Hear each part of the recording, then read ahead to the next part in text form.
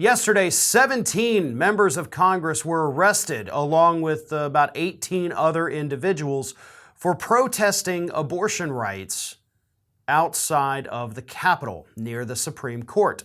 And these 17 members of Congress, that of course included every member of the squad, along with people like Carolyn Maloney and Catherine Clark, were arrested, according to police, for blocking the street.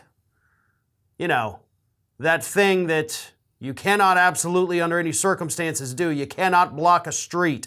It's okay if you're in a big giant 18-wheeler blocking everything in Washington, D.C., but God forbid you exercise your First Amendment right to go out there and actually protest when you are fighting for the rights of the American people.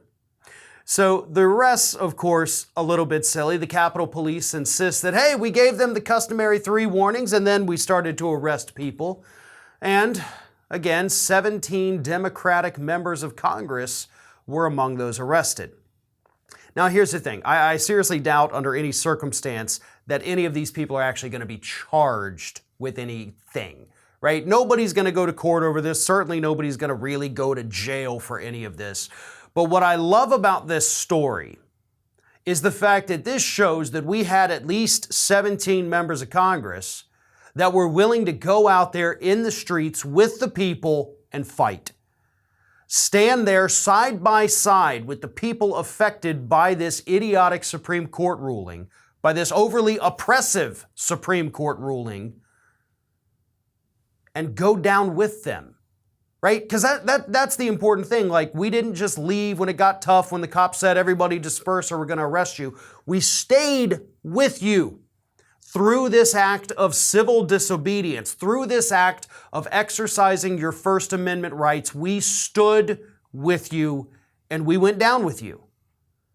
That's the kind of leadership that the Democratic Party has been sorely lacking at the top.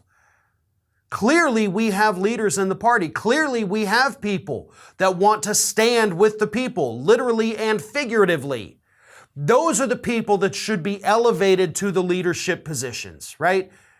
These geriatric old individuals that have been serving in Congress since I was 2 years old, and yes, there's plenty of them, they need to step aside. What they need to do is say, listen, after our elections, we're going to vacate our leadership positions. We're not leaving Congress because, we're already on the ballot, but we're going to vacate the leadership positions and we're going to pass it along. We're going to pass that torch finally, and we're going to pass it to these people that are clearly more in tune with what the public needs and wants than we are.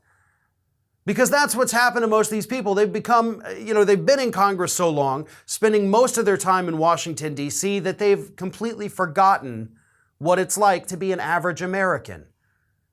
But these young leaders have not. And that is why they should be elevated to these positions. Civil disobedience here on this soil in this country is older than the country itself. Civil disobedience is what helped push us to revolution. Civil disobedience is what got women the right to vote. Civil disobedience is what got us the civil rights. And civil disobedience, again, as old as the United States of America itself.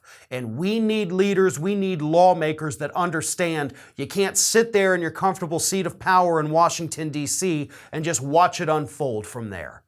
You have to get out there. You have to stand with the people. And that is exactly what these 17 Democratic lawmakers did yesterday. This is Hattie. Hattie wants to know why you have not subscribed to our channel. You obviously like our videos, so do us a favor and subscribe.